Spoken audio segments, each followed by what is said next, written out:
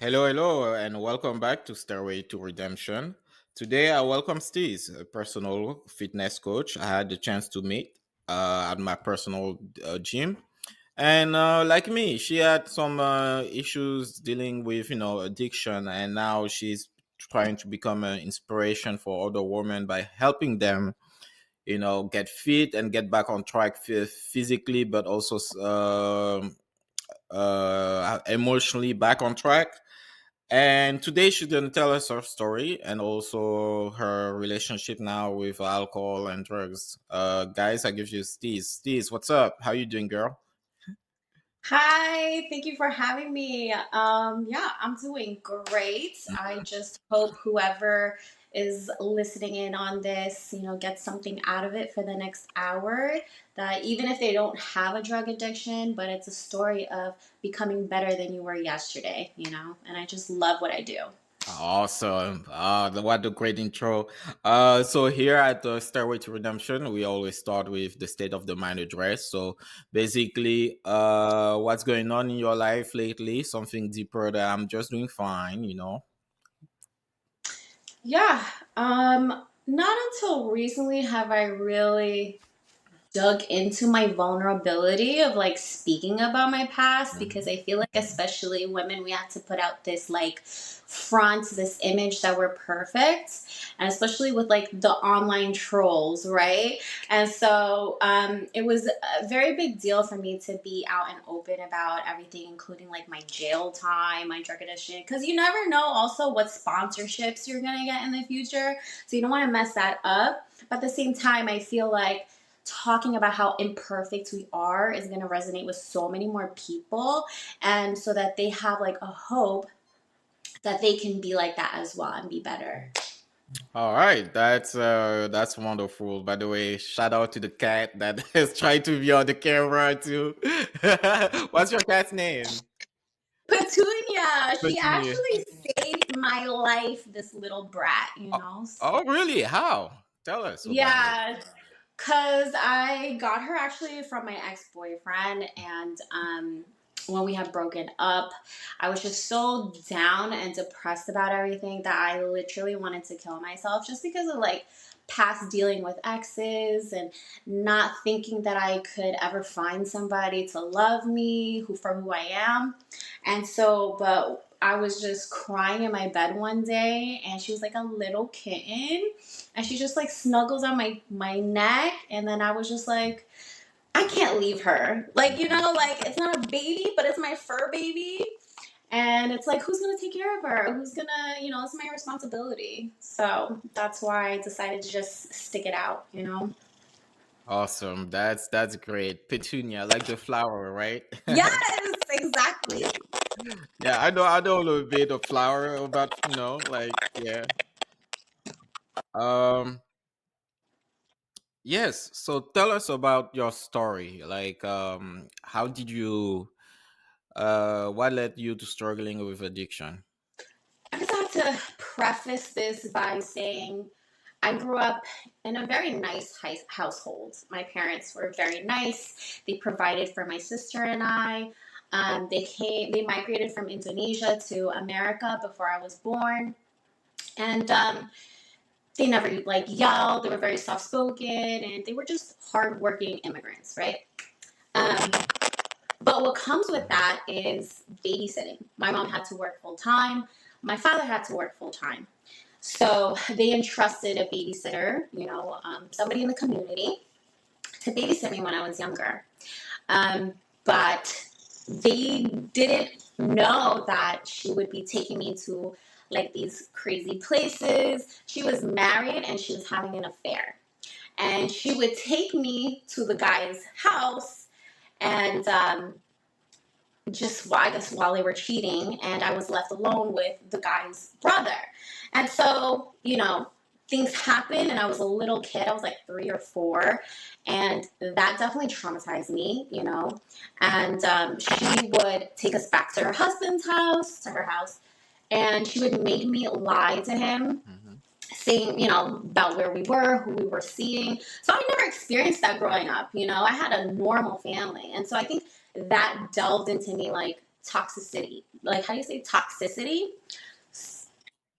Yeah, exactly. And so, so I just grew up now just learning how to lie and all Yeah, this stuff toxicity. that Yeah. I knew was not good. And that definitely put like it just made me feel some type of way growing up. Like I couldn't trust people. I had an attachment lifestyle. Like I had to be with somebody, and it made me turn out the way that I was. And I was looking for love in people that were not giving it to me. And so I just relied on alcohol and drugs for whatever was missing. They would cheat on me, they would treat me bad. And so I just relied on that as like a crutch, Mhm. unfortunately. All right. So yeah, it seems like to me that you are not abused yourself, but because you are exposed to abuse, that makes you kind of, you know, that made you kind of codependent too, right?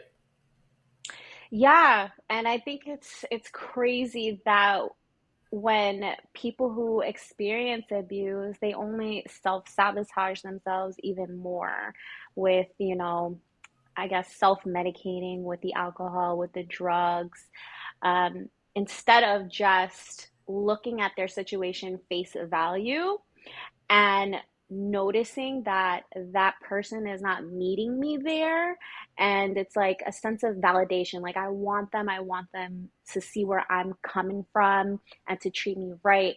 But instead of just walking away, it's like you lack the self-love to walk away, and instead you're like chasing their validation, that whole codependency attachment style love, and I think that's something that a lot of people need to like self-reflect, because it took me a very long time to realize that I was doing that. I see. And what led to your descent into abusing drugs? And also, you said like earlier that you had the unfortunate experience of going to jail. Like, do you want to tell us what happened there? Yeah, so growing up, I didn't realize I had such a I'm not sure how to say it, but like once I try something, it's like I am addicted to it. An addictive personality, Mm-hmm. right? Yes. And with the alcohol, it's like I felt so good at the beginning. You know what I mean? Like it just made me not think about things. It made me happier. It made me lose my inhibitions. So I definitely did have trouble controlling that growing up. And so I would go to parties all the time.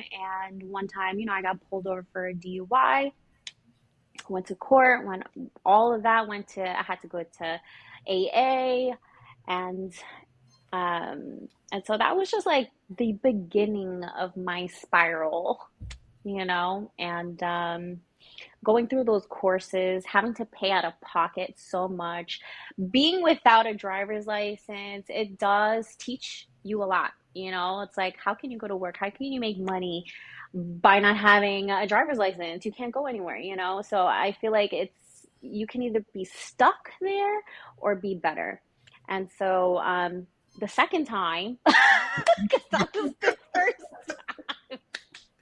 but that's what I'm saying. It's Yeah. like it's a spiral, and if you don't fix it, you don't nip it in the butt, like you can literally go to jail forever or you could die. And it was that moment where I was just like, what the fuck am I doing? Like, where am I going to be in 5 years? I know in essence down inside I'm a good person. I want to be a wife, I want to be a mother, and I can't be doing this stupid shit and expecting my future to have a different outcome. And so that's really when I was just like, no, I got to step it up. I got to be serious. Number one, about my money. Number two, about my goals. Like, am I going to be a good mother if a mom is constantly drinking and doing drugs and partying? Like, what kind of mom is that? I'm not going to bring a child into this world by doing that. That's like so selfish. And so that was definitely the pivotal moment where I just was serious about everything, my career, dropping all the dead weight, dead people, in my past. And I think that is definitely the first step people need to do. Mm-hmm. And like, so wait, so if I understand correctly, so you had your first DUI, then you had your second DUI, and then that's when you had to do some jail time. Okay, so the first time I was like 17. Okay, that's early. Okay, Yeah, sure I'm was. not judging you. And I'm just messing with you a little bit. But yeah, go ahead. listen, nobody can judge me but God, right? Amen. Amen. And so and so the first time was when I was 17. I had my own jail cell because I was underage. And then I went through the court system, and then the same shit happened again. So I didn't learn my lesson. Hmm. And the second time was when I was like in my 20s. Um, and I thought I was doing really well. I had one drink, when I was out, but in New York, it's zero tolerance. So careful, y'all, and you're not supposed to drink at all and drive. And so I got booked for that. And then the third time, Okay. I thought I squared everything, all the fines, the going to the AA and stuff like that. But I was missing one little thing on the sheet, and that was the DMV fine. And then I got booked overnight for that. So that's on my freaking record. So, but that was already at that point, the third time in my late 20s, that I had already changed my outlook. Hmm. I don't know. It was the universe telling me, like, this could be it. Like, you know what I mean? Just, you gotta cross your T's, dot your I's in life. That's how I feel. Okay, interesting. So like the third time was like you already had the mindset of changing, and when boom, still something, it's happening to you. That's interesting. Some people could have used that experience and be derailed and be like, what's Ooh. the point? Like I'm here doing the right thing and life is still hammering me.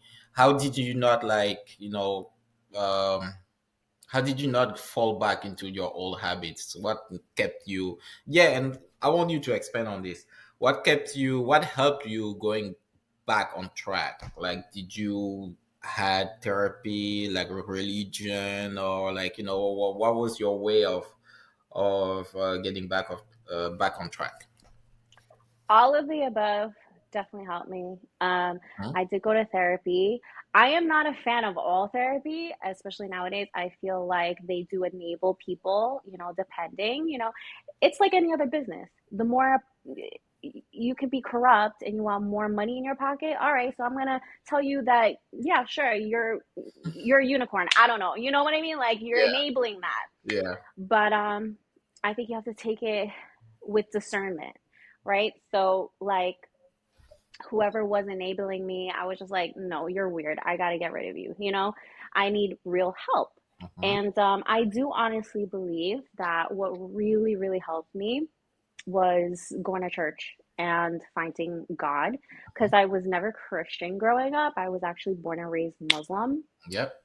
And so that in itself is a whole conversation about, you know, not feeling like you're good enough for God. And instead of, yeah, we're human, we make mistakes, but we're still loved.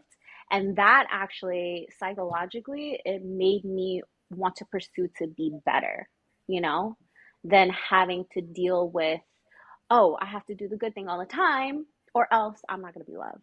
Does that make sense? Yeah, like a peer pressure of like the carrot and the stick, right? Like you are doing things not to get the stick because you had to be forced to, if I understand correctly, right? You are like fearing Precisely. more the consequences than doing the right things for the sake of the virtue itself, right? If Because, that like, I want to do it, Yeah, I now want to you be want to do better. it. Now you're not doing it because you have the fear of, getting punished for not doing it. That's Yeah. interesting. Like, that's really good. Then, hmm, before I go back to that question, you just mentioned something very interesting. I wanted to touch. You say like you're not fan of all therapies because like people use it sometimes as a crutch, and I had that. what do you call it, that discussion with a friend recently. Even he was on the previous episode of the podcast, and we were talking about, I feel like it has to do with intentions.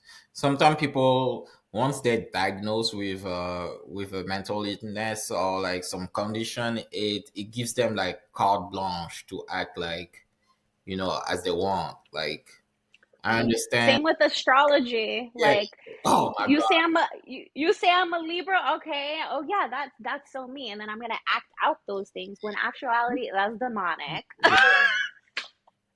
you know. But yeah, go on. But go ahead, expand on that. I don't understand because, like, okay. So here's my theory: when people find those diagnoses or uses astrology and they be, I'm a Scorpio, this is why I do and stuff, it takes the power away from them to take the responsibility away for them for their actions. So they think like they don't have to change. Because the issue I find myself with changing, if you think that, if you believe that you can change, then it means that if you are not changing, the fault is on you as a human being. But if you decide to blame your condition, your HDAD, or like your bipolar, or whatever your anxiety is, and you're not able to change, you can blame that, right? What do you Yeah. I did talk about this, and listen, I'm not a psychologist, right? This is not what I study, but I do know that your brain does rewire after trauma. Mhm. So is the person really experiencing bipolarism or ADHD, or were they traumatized at some point in their life that now they have these like tics or these manic episodes that nobody understands them? I do feel like it's coming from something that's unresolved. Mhm. However, do I know if maybe there's a brain chemical imbalance or something like that? But at the same time, trauma can do that to your brain, Yeah. so I really don't know. But what I do know as a Christian is there are verses in the book where they say, bring your anxieties to God.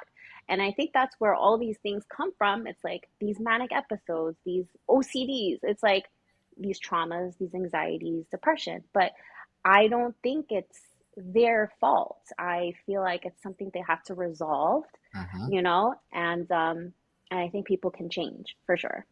Okay, that's great. All right.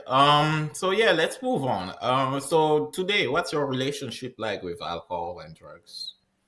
Do you still drink? Drugs? No. Drinking? Yes, I have a red wine nowadays. So I do, I do, I do, now that I'm a Christian, I do refer to the Bible with a lot of things that I do. So when Jesus turned water into wine, at that party, so I think that wine is okay. It's not as hard as liquor. And I feel like there's, liquor spirits. And I think all these names, like they're there for a reason. Somebody called it a spirit, you know what I mean? And that's why I think it turns people's characters into not what they are. And I do believe, like, in this dimension there are things that influence people, right? And so does it say in the Bible to get drunk? No, but having a wine is okay. You're doing it recreationally at a party or whatever. So I do refer to the Bible for things like that. So wine, you still good on that, and drugs, no need to say. I mean, you fit as hell, so I'm sure like you don't smoke, you don't. I mean, you never know. I gotta ask. I gotta ask. Correct. Yeah. No, it's true. No, I don't do drugs. I don't do well with it anymore. I used to do, and I never even told anybody like on my social media what I used to do. So I used to have a bad problem with Molly and cocaine. Mhm. And so I real what happened? Yeah, cocaine was my drug of choice. If you of no choice, but keep going. I didn't mean to stop you. Sorry. No, no, no, that's okay. I'm getting to know you too, because I didn't even know that you had like, a situation back in the day. I wouldn't have guessed. So it's cool. It's coming full circle. And so with the cocaine, yeah, it was a good time. Like I feel like sometimes I do miss it, I'm not gonna lie, Mhm. but I think it stems from not being heard because you and I both know that cocaine makes you talk. And even before coming onto this podcast, right? I was just talking to myself and I'm like, you deserve to be heard. I don't, because sometimes I will think I sound stupid and I'll kind of retract. And I think the coke helps me get out of my shell, because you could talk for hours on that thing. Yeah. And so, You can solve world hunger on cocaine. Like you have the plan, you have the vibe. Yeah, if we do this, and that will be perfect. Yeah, I've been there. yo, literally, literally. And then the next morning, you're like, what the fuck are we talking about? But anyway, so with that, I really had to like self-reflect and ask myself, why am I doing these things? And I realized it's because I never was heard from Mhm. my exes, from that babysitter. Like nobody was really hearing me.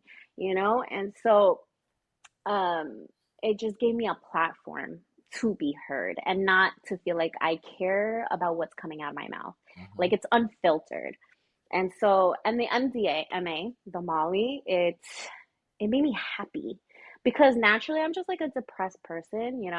And so and I always told people, I was like, I wish this was like a prescription, because it just made me feel like myself. I felt like I wasn't myself on the day to day.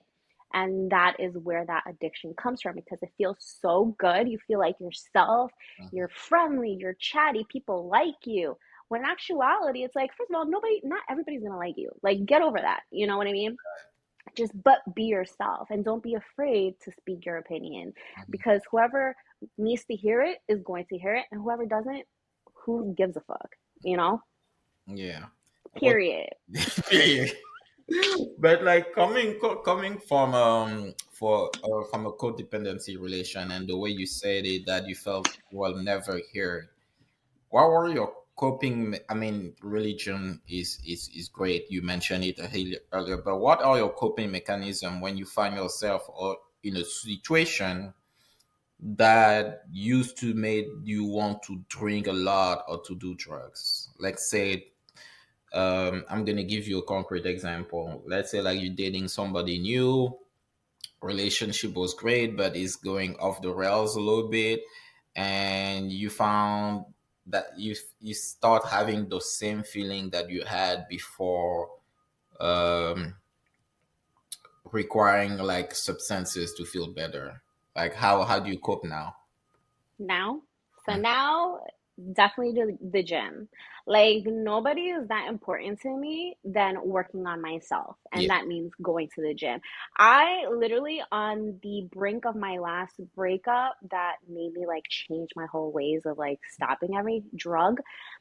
We were we were at it at a fight, and I was like, I'm going to the gym, bye. And he was like, you really going to the gym right now? I was like, yeah, because it's like the gym will always be there, Mhm. and it's just literally just 1 hour, and you're gonna leave and you're gonna feel so much better. You're gonna be like, what the fuck was I even thinking about, and you're gonna come out more focused.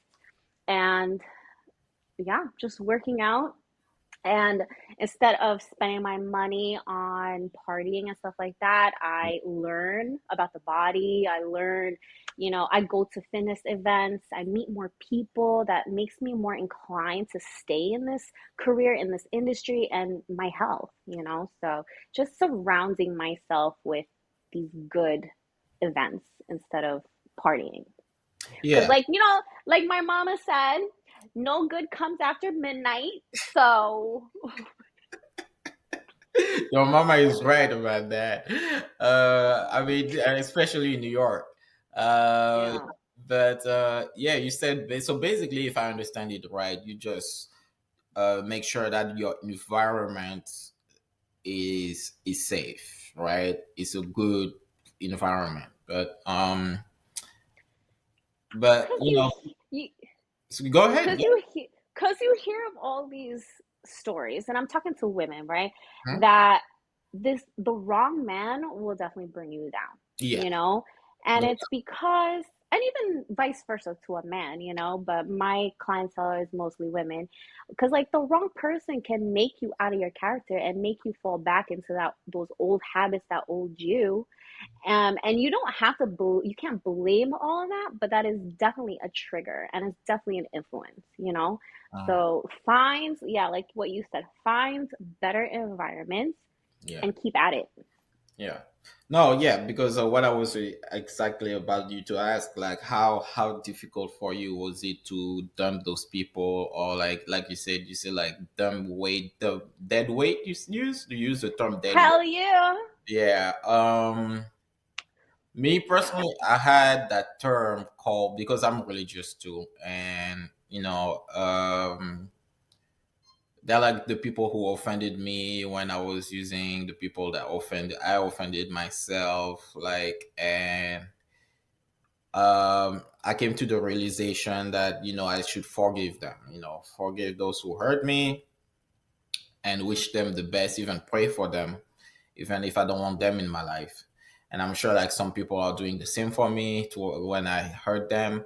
But you have those who you care about, like me personally, you know, people I went to rehab with that I think are cool, are great, but are not able to stay sober. And I had a friend who had that term, you can still love them, but love them from a distance. I want to know if that applies to you. Like, do you have like anyone, or do you have like people from your old circle, friend circle, who you still care about deeply, but you cut ties with? Oh, that I cut ties with. Hell yeah. I have a scissor in my back pocket. I cut ties with everybody. No, I really do though. Yeah. But but my outlook on things is yes, I think it's crucial to cut off certain people, Mhm. especially with drugs. Like, I could be back then I could be so desperate and like the only thing on my mind is drugs that I could like fuck anyone over, right? And I think it's like people like that you have to cut off, but yes, love from afar, because I think anybody can change. However, I do believe not everybody's going to be on the same path as you. I have friends now that are my best friends that are not into fitness at all. Am I going to cut them off? No. But, you know, life is full of people that are not on the same page as you. So if you try to force somebody to be on the same page as you, it's not going to work. You just have to learn how to maneuver around and just coexist with people that don't have the same mindset as you. I see. No, that's a right answer. That's a right answer. All right.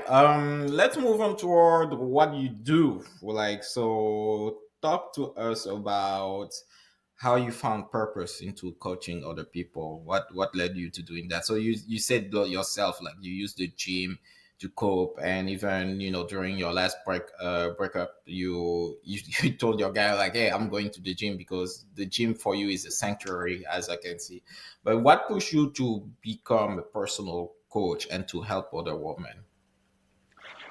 Ooh, well, number one, it helps keep me accountable, Okay, interesting. just diving myself and immersing myself in that lifestyle, and I want to help women, teach them how to become a better version of themselves, how to have a routine, how to just get into the healthy lifestyle instead of like what I did before, which is the drinking and codepending on a guy. Like, you know what I mean? And I think a lot of my clientele is like that, where they came from a bad breakup or they're down and out about their job, and just creating a routine for them and knowing that they can be better. That is definitely a factor of why I do what I do. But also, um, yeah, it's just growing up, somebody just told me that I was never going to be smart enough to hold a job. So that definitely went into my mind. And I just, for the longest, thought I was like stupid. until I got, because I was always in hospitality. I worked at a strip club, I worked at, like a pool hall. It was never really using my brain, right? It's always using my personality or whatever. Until I was like, I can't be doing this for my whole life, and a lot of traumatic shit happened at that strip club, by the way. And so I was like, I need to get out of here. Mm-hmm. And so I got a desk job. And when I came into it, I was just like, how can I be the best fucking worker in this place? Where they're never going to fire me and they love me. And coming at it, that's where I was. Like, I just wanted to be better every day. But then I was like, I I want to work for myself, like, yeah, okay, I'm great at what I'm doing, but it's like, what are really my skills? I'm just a freaking assistant. Like, I'm just pushing papers, I'm helping this person run his business. Meanwhile, it's like he's an immigrant and he has this $1 million business. It's like, what is he doing that I cannot do? Like, I think I'm smart, despite what other people freaking think, but I've come this far. And so that's when I was just like, you know what? I'm not good at anything else. Fine, fine, I am stupid. But you know what? Let me you're No, like, no, keep going. I'm listening. I'm listening. Sorry, I didn't mean but to that's stop. but that was like my mindset. It's like, okay, fine. You think I'm stupid? I'm gonna have my whatever I'm good at, which was athletics. I was Mhm. always good at like sports and learning about the body. I'm always interested in that. That I'm gonna take that and make that my business. And so that's what I did. Oh, okay. I was saying because that's, I don't know if you realize, but you, I think you stumble upon so many principles of the 12 step program that I'm part of. I'm part of Alcoholic Anonymous. Um, because you have the idea of service, wanting to help other, but you just talk about this idea of acceptance. You are like hell bent on trying to prove others that you are not stupid, which you are not. But once you accepted the fact that, hey man, you know what, I might be stupid, but I'm good at this, then all of a Yes. sudden you are free. All right, now you're free Mm. of of wanting to you are free of seeking external validation, right? Which is like, Ooh. so, like, I think, like I said, external validation, it's good when you get it, but you don't need it, right? The problem is when you start needing it, that it becomes, a trouble. But yeah, like it's crazy. I don't know how you did it. Maybe because it's your spirituality or your connection to God, but you preaching right now. So Okay. just to let me know. Thank Uh, you. hmm. So yeah, with the gym culture, Mm. when you go to, because you're helping women right now, and um, so how does that work? You have like one-on-one clients usually, like you have a program for them. Like, how can you expand on that? How you help them? Sure. So I do in-person training as well as online, but I'm trying to transition to solely online. Mm-hmm. Um, but my demographic is usually women who want to build muscle, build a booty, gain more confidence. Because I think that it translates to career. I think that once you create a routine for yourself, you become more fit, your posture becomes more like better, you become more confident in the meetings, you know what I mean? Yeah. And so I think it translates to everything. And I do have a program because I feel like everybody needs time to, number one, build muscle, but also to have these habits. Because talking to me, me turning my life around was not in 1 or 2 months. It was years in the making, and I think that people need to realize that about fitness too. That you're not just changing your body composition, you're changing your whole lifestyle, your whole mindset of like, hey, I'm not going to resort to eating because of my emotions, because that's the same shit as drugs. It's still you're not healing inside. but it's more so like I'm going to make better decisions because I love myself and I don't need the dead weight.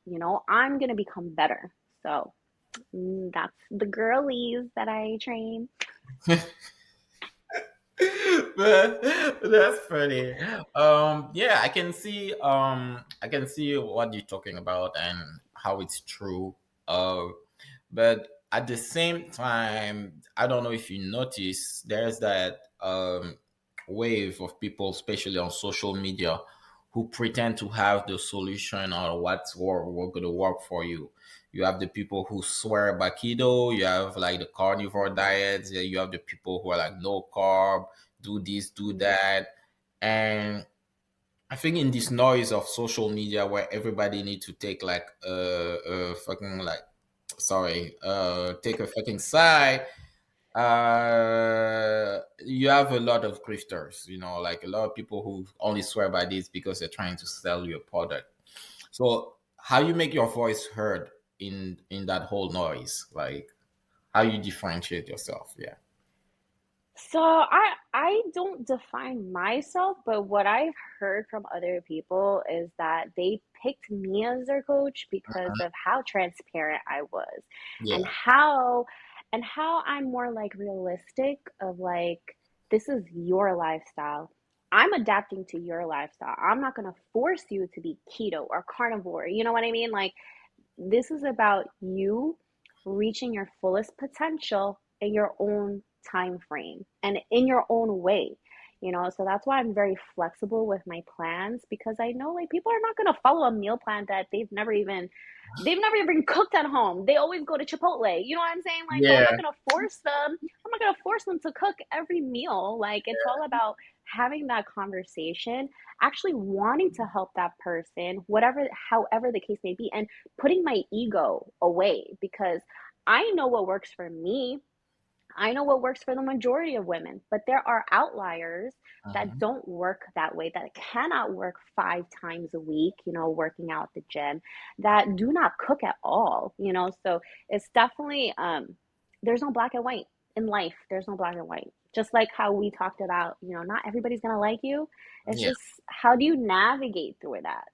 How do you navigate through somebody's fitness journey? And that's where I come in. Yeah. I see. That's great. Still on the gym culture, I think you're gonna relate to this, especially that like you religious, and so I feel like every single community has a ritual and a temple. Like for example, religious community like Christianity, they have church, the ritual, right, is to pray together, right? And something similar with the gym community, the gym culture is our ritual is to work out and the place to work is the gym, right? But I'm under the influence and you can give me your opinion about it that the gym culture has shifted now, that the priority of people now at the gym is the extracurricular stuff than working out. Like it's creating content, it's hanging out, trying to find this future ex-husband or future ex-wife, like it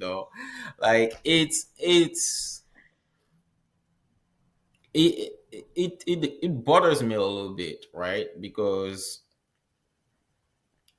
when you want to make a connection with somebody, especially in that community, and you see what their intentions are, I like to put a certain buffer with between that person and me. Like like I'm like, okay, like I see who they are. What they're showing me is not appealing to me, right? Who am I to judge? I judge a little bit because that's how I set my boundaries, right? Like I need to have an opinion about a certain person to set healthy boundaries. I might be wrong, I might be right, Mm-hmm. but that's how I'm not like you said, we're not going to be friends with everybody, not everybody like us. But if I go to the gym and I see that somebody priority is not working out, it's not somebody that I want to know, you see?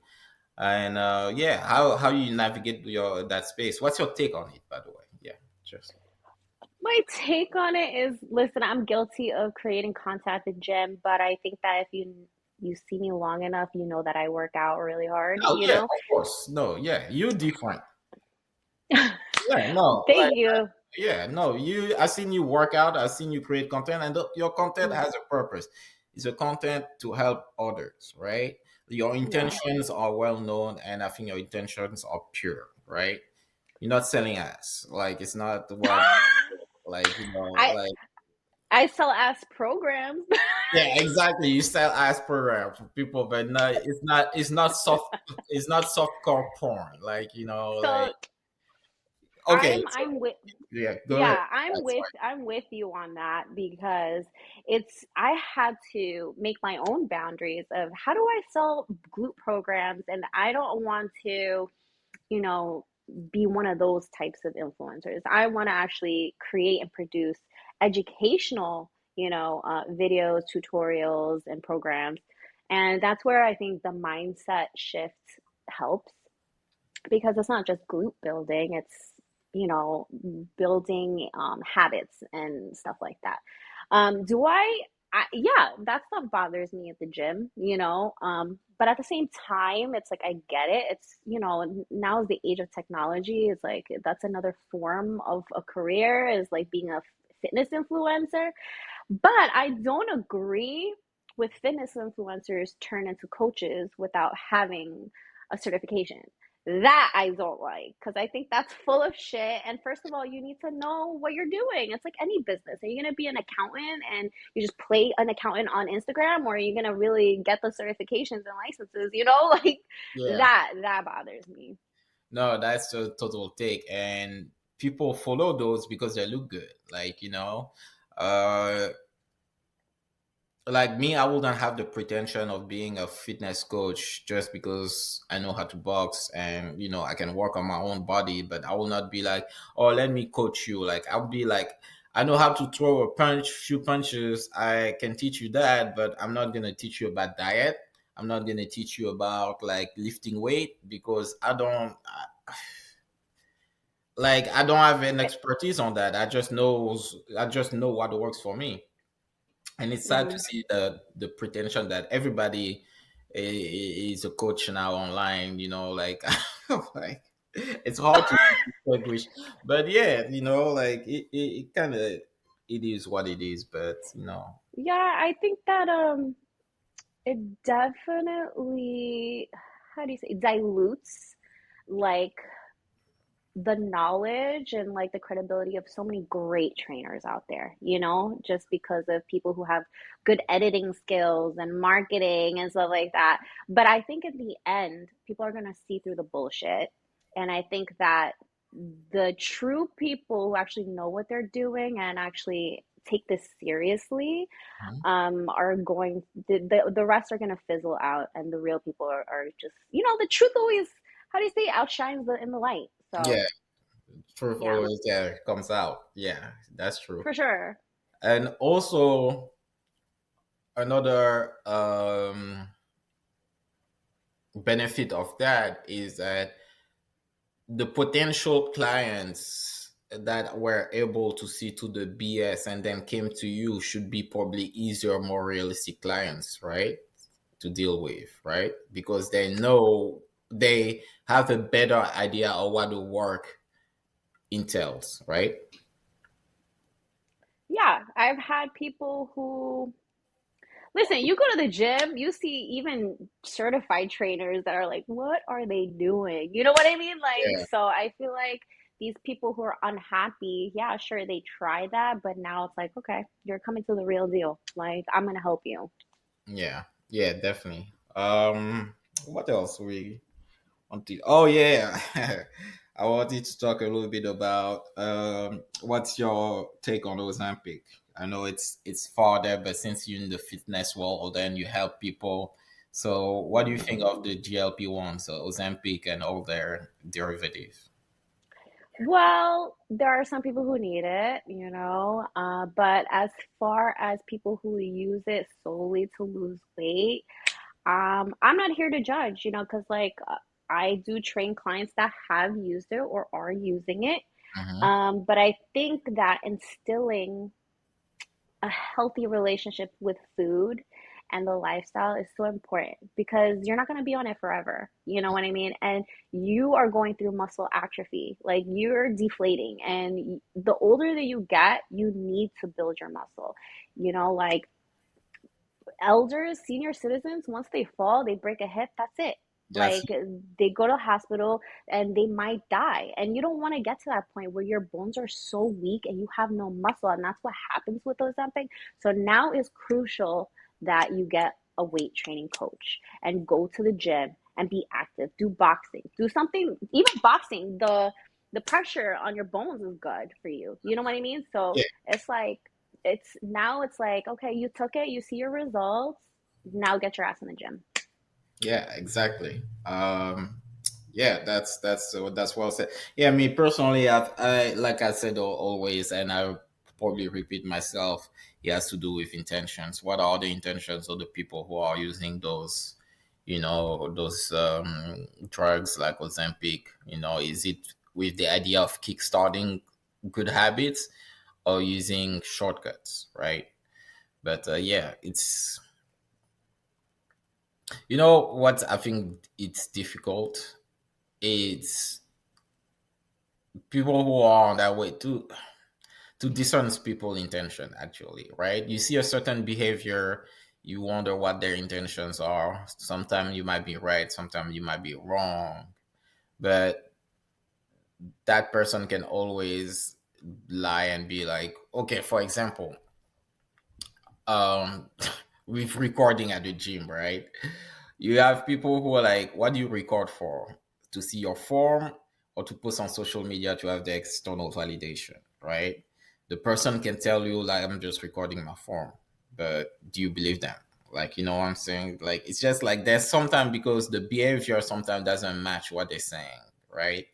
How do you deal with, do you have like sometimes clients who say they want to get better, right? But then when you watch their behavior, they're not doing the work. They don't have, like, tell me, Of right? course. Yeah, Of course. You have the people that they hit you up before the consultation. Like every week, they're like, come on, let's do it, let's do it. And then when it comes to do it, it's like, okay, are you sending me your macros? Are you working out? And they're not.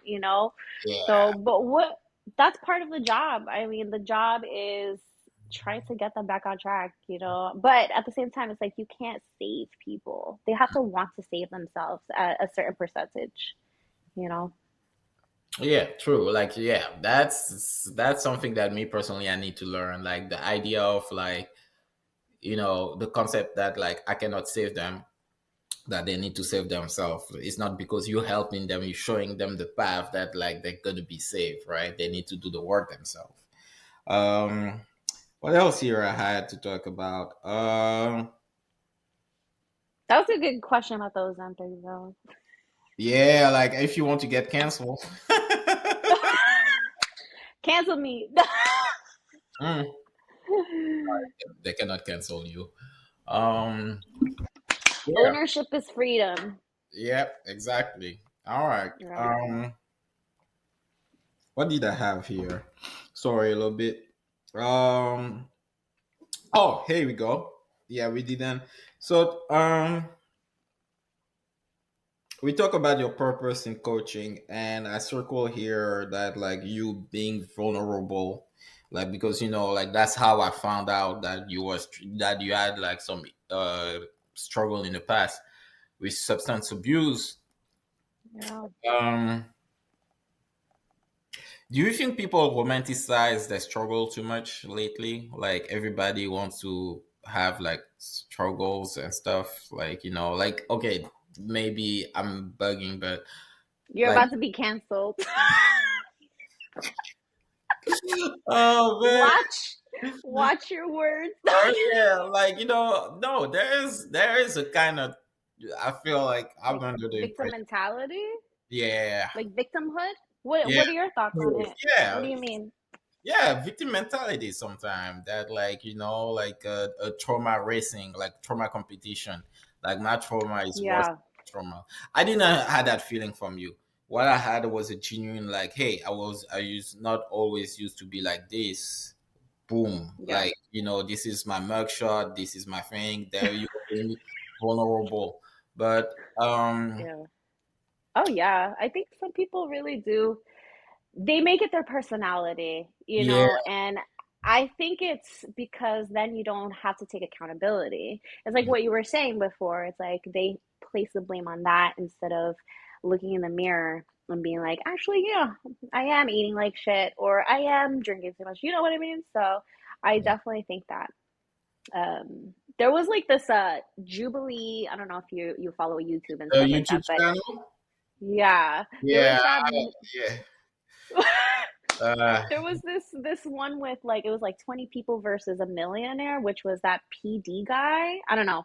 But anyway, so yeah. he wants to help people and there was this girl with, a self-diagnosed whatever or from the doctor that she has mental illness. And so he was saying about like taking accountability. He's like, if I give you a second opinion with one of my doctors, to help you with your mental illness, would you take it? And the girl was like, no.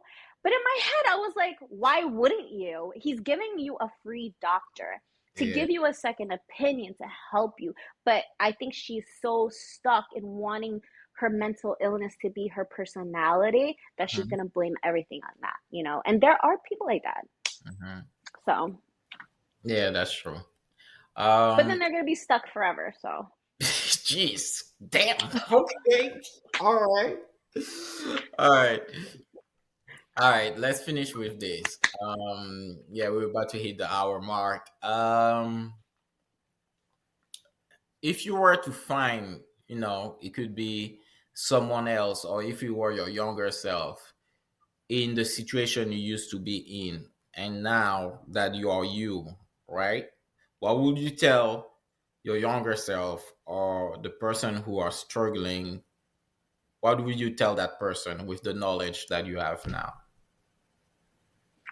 that's so hard. That's a hard question because it's like, even though I struggled with the drugs and the bad exes and stuff like that, it made me who I am today.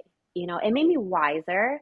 It made Hmm. me more street smarter. It made me like more aware of situations of like kidnapping and stuff. That's another story also. But like, you I'm all fucked up. But anyway, so it made me more smarter. And if I wasn't, I would be so naive. You know what I mean? And I would be just innocent, bright eyed, thinking that the world is rainbows and daisies when it's not.